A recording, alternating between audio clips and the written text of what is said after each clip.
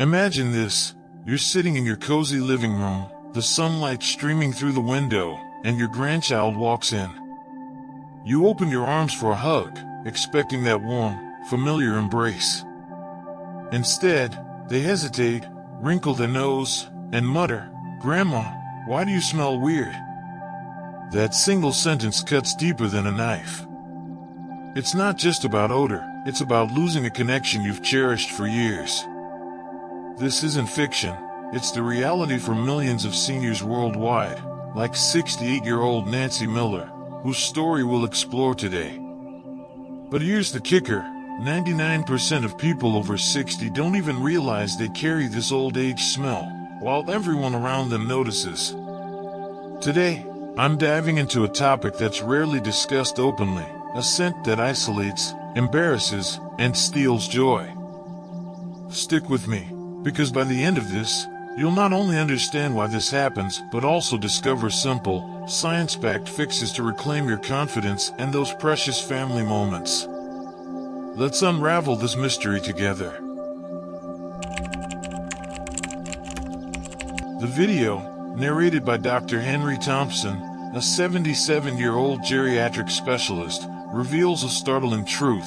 As we age, our bodies naturally produce a distinct odor that others can detect, even if we can't. He shares stories like George Carter's, who overheard a friend call out his old guy smell, and Betty Davis's, whose grandkid refused to sit on her lap. Dr. Thompson attributes this to 3 biological shifts: reduced sweat, changing sebum, skin oil, and decreased saliva.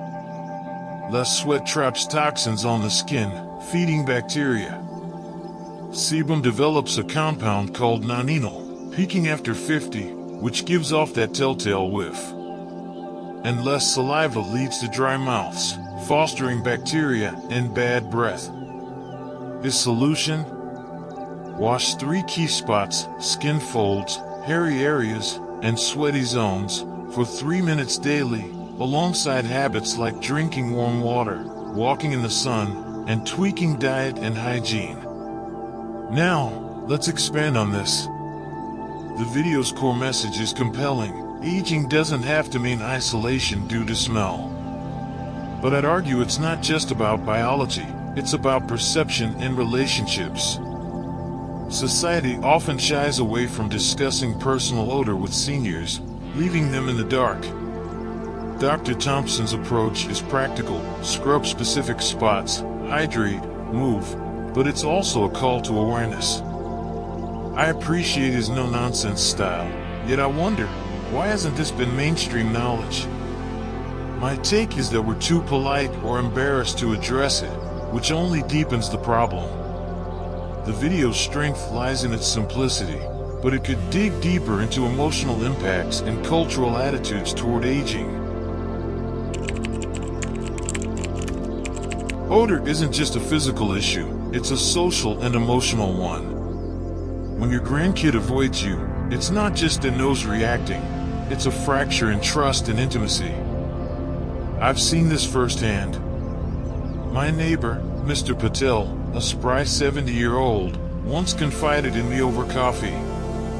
"My daughter keeps spraying air freshener when I visit," he said, his voice cracking. I thought I was clean, but now I'm paranoid. That's the real sting, the doubt that creeps in. Dr. Thompson's tips, washing skin folds, drinking water, are solid, but they don't address the shame. I'd add a 4th rule: talk about it. Open up to your family. Ask, "Do I smell off?" It's awkward, sure, but it beats silent suffering. Let's flip the script. What if this old age smell isn't a flaw but a badge of survival? You've lived decades, raised families, weathered storms. Shouldn't that earn respect, not repulsion? Yet, society obsesses over youth and freshness, sidelining seniors. I say we need a cultural shift. Imagine if kids were taught that grandma's scent is part of her story, not a problem to fix. That said, I get it, nobody wants to be the smelly grandparent. So, While I love the video's fixes, I think they're only half the battle. The other half is reclaiming dignity through understanding and dialogue. Let's dive into some stories, because numbers and science are great, but people make this real. Story 1, Mrs. Elena's Turnaround. Elena Rodriguez, a 66-year-old retiree from Miami, loved hosting her grandkids every Sunday. One day, her 8-year-old grandson, Mateo, blurted out, "Abuela, your house smells funny." She laughed it off, but when he stopped visiting, her heart sank. Elena tried perfumes, but the windows kept opening. Then, inspired by a tip like Dr. Thompson's, she started scrubbing her neck folds and armpits daily with a loofah and warm water. She also drank 6 glasses of water a day. A month later, Mateo ran in, hugged her, and said, "You smell like cookies now." Elena told me, it wasn't just the smell, it was feeling wanted again. Her story shows that small habits can rebuild bridges. Story 2, Mr. Tran's Revelation. Tran Nguyen, a 74-year-old Vietnamese immigrant in California, was a proud gardener. But his daughter, Lynn, started sitting farther away during family dinners. He assumed it was her busy life, until she admitted, "Bah, there's a smell." Mortified, Tran overhauled his routine. He walked in the morning sun, scrubbed his scalp, a spot he'd ignored, and cut coffee for barley tea. 2 months later, Lynn brought her kids over, and they played in his garden without a grimace.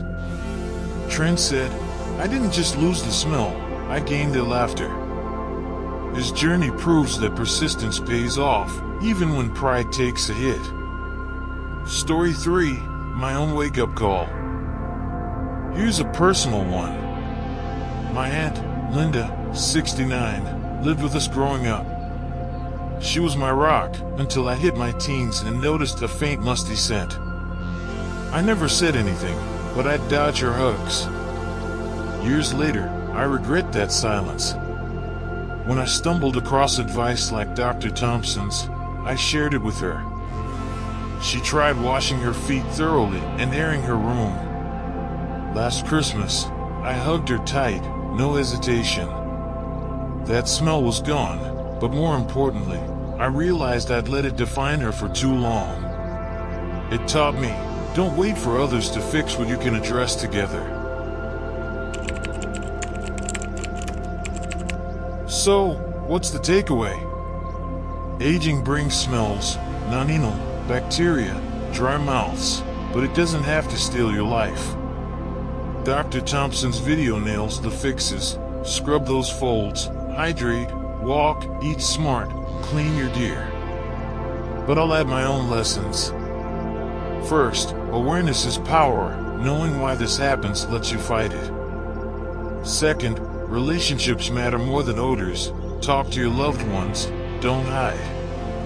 Third, dignity isn't tied to scent, it's in how you carry yourself. Start today, wash those spots, sip that water, open that window. In a month, you might not just smell better, you'll feel bolder. This isn't just about odor, it's about living fully, surrounded by people who don't pull away. Let's make that our legacy.